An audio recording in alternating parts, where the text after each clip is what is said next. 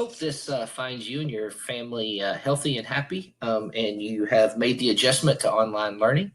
We're going to continue looking at the core values of Kaskaskia College, how it plays out in the business world as well as our personal life.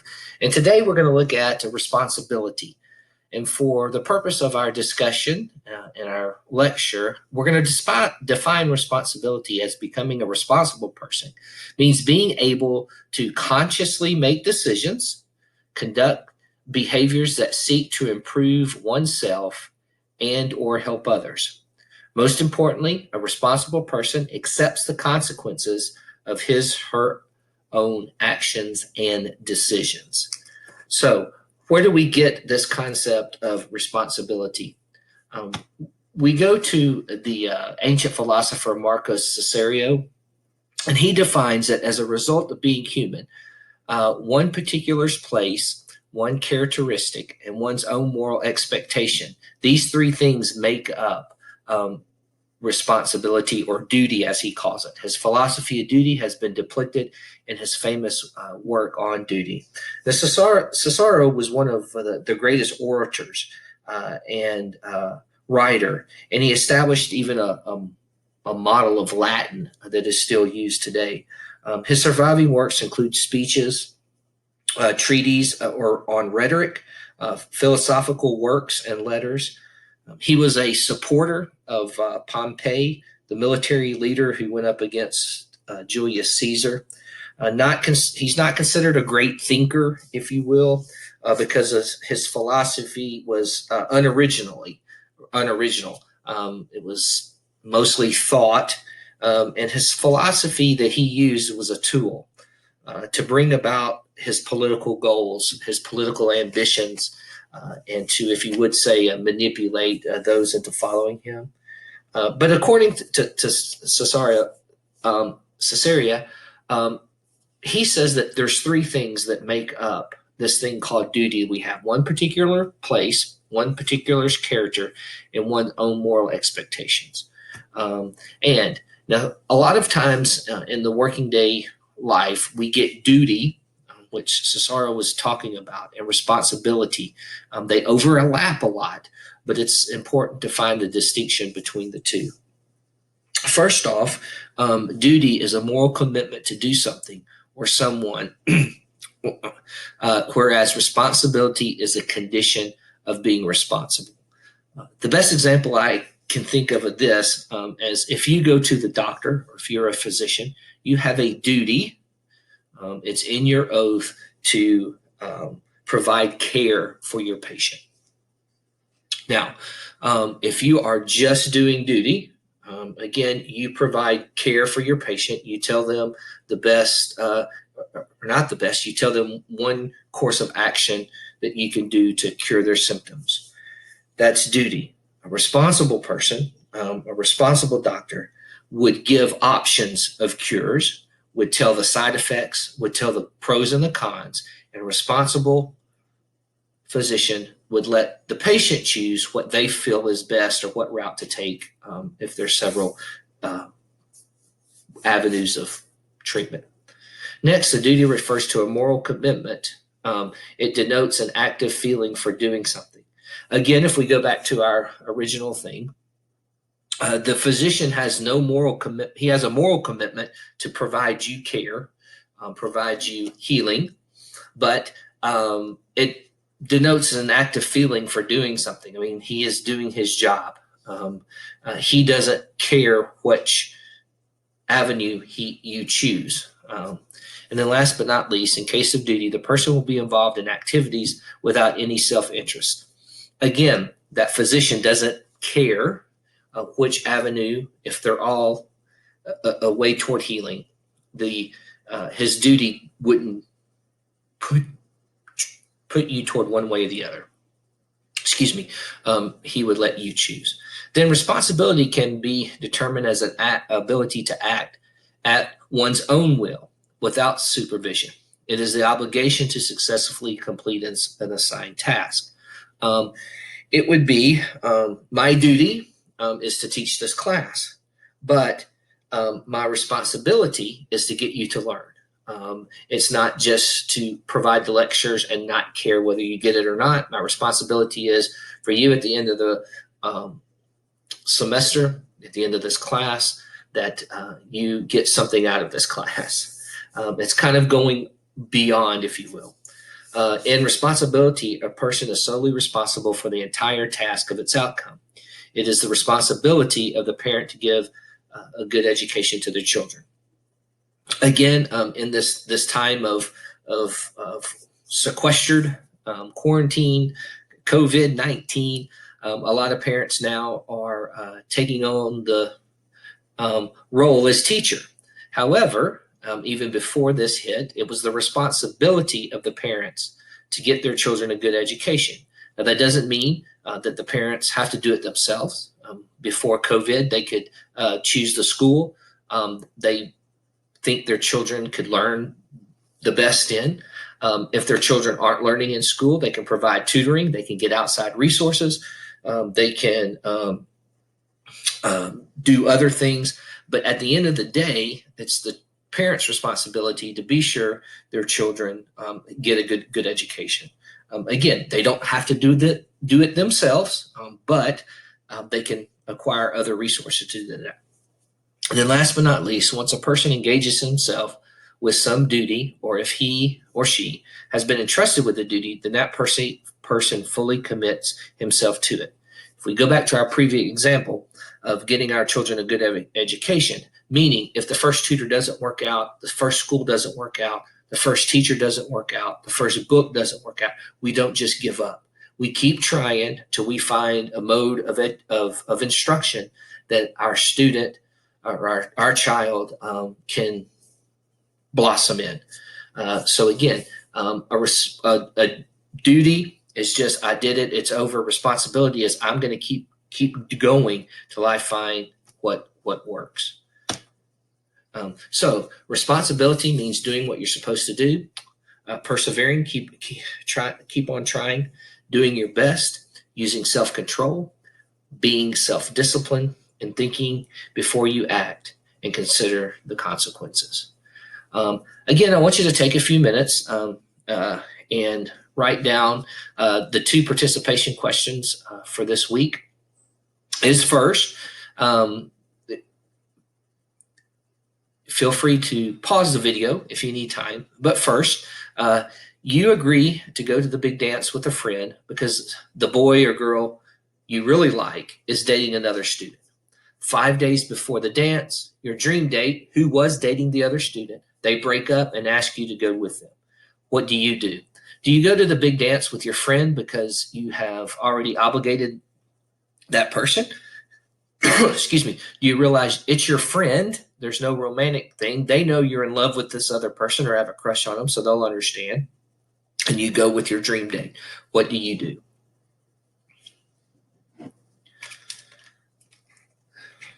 The next, you give the school lunch lady $10 for your lunch. She is very busy and mistakenly gives you a change for a 20. So basically, she gives you $10 back more than your correct change should have been.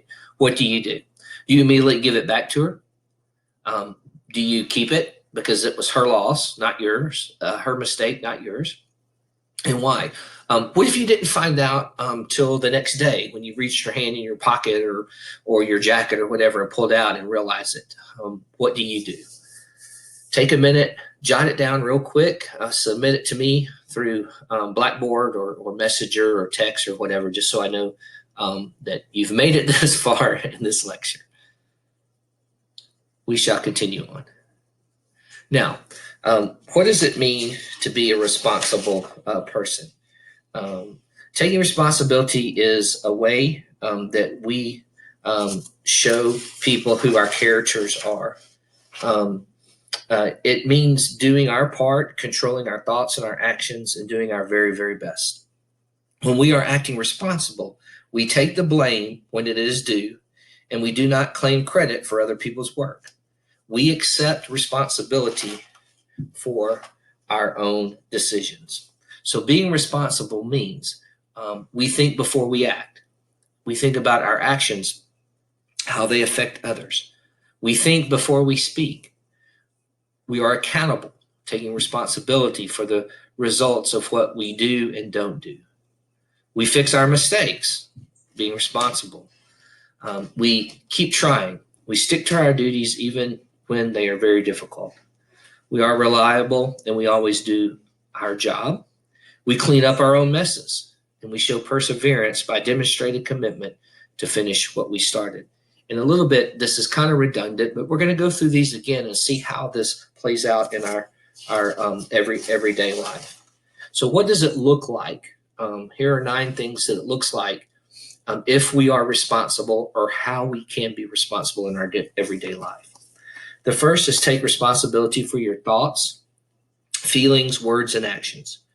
To take responsibility for your life, it is to take responsibility of your powers of thinking, of feeling, of speaking, and acting, because this is the structure of all human experience. You create your life with your thoughts, your feelings, your words, and your actions. You take responsibility when you accept that the thoughts you have are your thoughts coming from your mind. How you feel happens in your body and is the result of your thoughts. The words you speak come from your mouth and your voice, and the actions you take are taken by you and you alone. What this means is that no one can make you feel, make you think, make you say, or make you do anything. Nobody can push your buttons because you are the button maker. In the same way, you don't have control over how other people respond, as they respond from their mindset, not your mindset. Again, take responsibility for your thoughts, your feelings, your words, and your actions. Second, stop blaming. Stop blaming your parents, your partner, your economy, your upbringing, or the dog for your misfortune. See, blaming keeps you in a victim mode and robs you of changing your situation. Again, there are times when things happen to us that are out of our control. Abuse, things that we truly are a victim, and that's not what we're talking about here. There are certain boundaries of things that we're not talking about, and we're talking about just everyday life. When you stop blaming and you accept responsibility, you shift from victim to victor. Now you can look in the situation to decide what to do about it, and you can ask yourself, what is my role in this? Meaning, none of us wanted this COVID to happen. It wasn't planned. No one could. We'll talk about that a little bit later. There's nothing we could do about it. And we can say, all of the reasons why we can't get something done. Or we can step back and say, okay, in this limited, changed environment that I do have now, what can I get done? That's taking that power back from what happened to me, of what I could do about my situation. Next is, again, I want to reiterate, that's not saying that sometimes we are victimized by random violence, by horrible things that happen to us. That's not what I'm talking about here, about being a victim and to becoming a victor. Anyway, let's continue. The next is stop complaining. Complaining is another form of blaming and playing victim, if you have no choice. It also shows that you focus on lack, things going wrong, things happening to you, and everything's not going to go according to plan. But there is a gift in that. There is a bigger picture, and you ask yourself, what is the gift here? What can I learn from this? Meaning, most of the time, we can always find reasons to things to complain about. Bad things happen in our life, in our daily life, all the time. Things don't always go our way. And one of the things we can do is stop complaining. Most of the time when people complain, they're only complaining because the reality of what's happening to them does not measure up to the vision or the way they thought or the way they built it in their mind that it should happen. Um, and that's why sometimes people complain. But we can always ask ourselves, what is the gift here? I can complain. We can complain about this COVID, but there is some gift in this. Get to stay home more. We can take more walks outside, enjoy nature a little bit more. For me, during this time, personally, it seems like time's kind of stands still. I don't feel as rushed. I don't feel as relaxed. There's a lot of things I need to do, or I should do, or I can't do the way I used to could. So try to find new ways and new joys in each and every life. Next but not least is refuse to take anything personal. This is a biggie. We assume that everything's about us, taking any form of disagreement as a personal attack. Remember, we don't have control over how other people respond. We only have control over how we respond. Excuse me. So refuse to take anything personal. It is most probably not about us, but about the issue at hand. So instead of making assumptions, just rather ask questions. This is very powerful and liberating practice, and it will never end with never-ending surprises. Most of the time, what we do is we take things personal when it doesn't mean personal. If someone makes a comment about a genre of music we like to listen to, a political side or a political figure, even a movie we like, anything that we find enjoyment in, maybe even the food we eat, and then someone makes a negative comment toward that, we take it personal as if they are making that comment to us, when in reality, they're making a comment about their view of the genre of music, the political figure, the movie, whatever you put in that blank. But we somehow take it as a personal attack.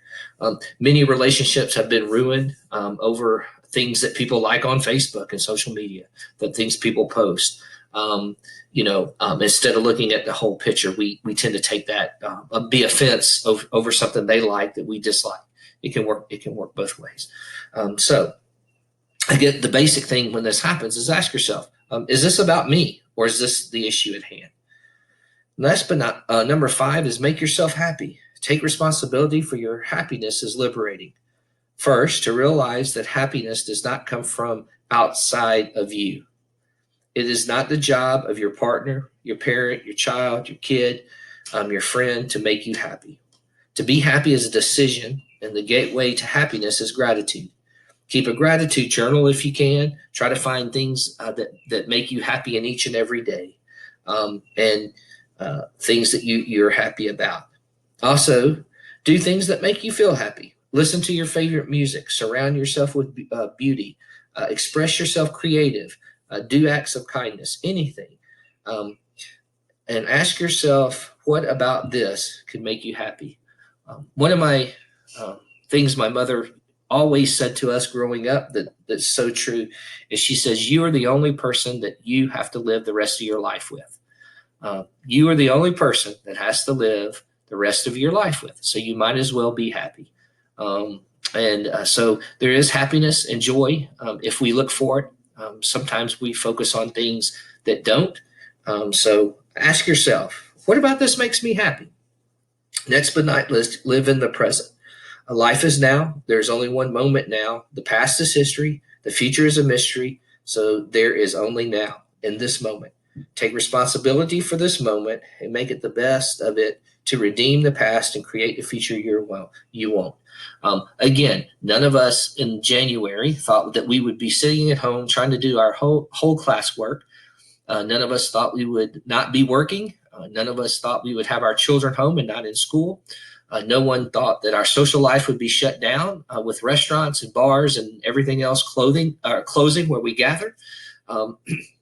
But here we are. We don't know when this COVID or shelter in place will be lifted, but we can live in the moment. We can do what we can do now. We can do the work that's assigned through us, although this is a different mode. We can do it now. We can do it the best we can, and we can't worry about the future, and we can't worry about the past. So we just live in this moment. What can we do? The next is use the power of intention. You have the power to choose. In fact, you are making choices all the time. Do we want tea or coffee? Do we want to wear the red shirt or the blue shirt? Do we want to have our hair cut short, or do we want to let our hair grow long? Do we want to do yoga, or do we want to go for a run? And we did this the first day of class of all the decisions we made. If you remember, we wrote it on the board. Even by not making a choice, we're still making a choice. So become intentionally in making choices by having a vision in mind, a vision for your life, your business, your relationship, your health, your wealth, everything. And live intentionally by deliberately making choices to move you forward toward manifestation of your vision or outcomes. It is consciously taking responsibility for your life. So ask yourself, is saying yes to this moving me towards my goal? If my goal is to lose weight, and there is a chance for me to eat a ice cream sundae after I just ate a good meal. And I really love ice cream sundaes. Ice cream sundaes make me happy. But I know it's a lot of calories. I have to ask myself, is this getting me toward my goal of losing weight? The answer would be no. So to live out our vision, to live out our goals, we have to make little decisions along the way. Use that. Ask yourself, is this getting me toward my goal? Next is feel calm and confident. When we take responsibility for your life and experience, you step into a place of calm confidence. You feel calm because you know that you are consciously in charge of yourself and that you can choose how you respond. You feel confident that you will not fall into victim mode by sucking up other people's verbal vomit, as I like to call it. And these can be useful gifts. When people throw insults at us, we know deep down we're calm and confident because we know that's not us. Usually it's a reflection that they have usually something that's wrong with themselves that's really not us. So we walk away knowing that that's not me. And we can ask ourselves, what do I choose to accept from this conversation, and how do I choose to respond? We can ignore it. That's not me. You can say what you want to me. It doesn't make me, doesn't ruin my sleep at night. Or we can say, why do you feel that way? Why do you feel that I'm this or that or that? And we can ask them questions. Turn it back on them. Last but not least, look for the good in people. There's a saying that we judge ourselves by our own intentions, and we judge others by their behavior. Make it a new habit to look for intentions behind people's behavior. So often when we understand where someone comes from, we let go of judgment. One excellent practice is to remove the labels we hang on to people like bibs around their necks, and that somehow gives us permission to treat them in the worst possible way. Often this applies to people closest to us. So ask yourself, if I see him or her as a human being, how will I respond differently? Another effective practice is listening to understand instead of listening to respond. This means to practice asking questions to really understand what the other person means instead of waiting for a chance to interrupt and voice your important opinion. A lot of times, even with our dear friends and those we love, we are looking to respond. We can't wait till they finish talking. Sometimes we even interrupt them so we can throw in, well, you should do this, or you should do that, or that was good, or that was bad, or oh, I can't believe this, or that. We're waiting. We're waiting to respond instead of listening to what they say. Sometimes we walk into it thinking that they want or need our advice, and then we get mad when they don't follow our advice. But in actuality, they just want someone to listen, someone to validate their situation, someone to validate their feelings, their pain, their suffering. They're really not looking for us, and we look to respond. This allows you to take responsibility to intentionally have an illuminating conversations and fulfilling relationships, because the person that you're talking with will appreciate your attention, like and trust you and support you in return. You're getting to know the person. You're asking questions. Well, how did that make you feel, or what happened with this, or and you're not taking their moment and putting the spotlight on you, if you will. Those are 9 things that you can do in everyday life. Hope they're helpful and making that. Last but not least, your 2 questions were earlier for participation points, but I want to remind you that next week on the 30th, your very last core values essay is due. Again, it's 1 page, and here's what I need you to do. Here are the 5 core values of Kaskaskia College. Many of these were your core values as well. So choose one, just one of the 5 listed below. If you choose compassion, you'll write your essay and answer these questions. Who is the greatest role model for compassionate behavior? Is it someone that you know personally, or is it a social political icon like Martin Luther King Jr. or Gandhi or Nelson Mandela? And how can you incorporate acts of compassion into your daily life? Give me examples. Is compassion naturally present, or does it need to be taught? Honesty, and if you choose honesty, answer these questions. If you choose respect, answer these questions. Responsibility, those questions. And fairness, those questions. Again, you choose only one out of the 5. You do not have to do all 5. Again, that's worth 50 points. That is the lecture for today. Please feel free to reach out if you have any questions, comments, or concerns. And I hope everyone is doing well.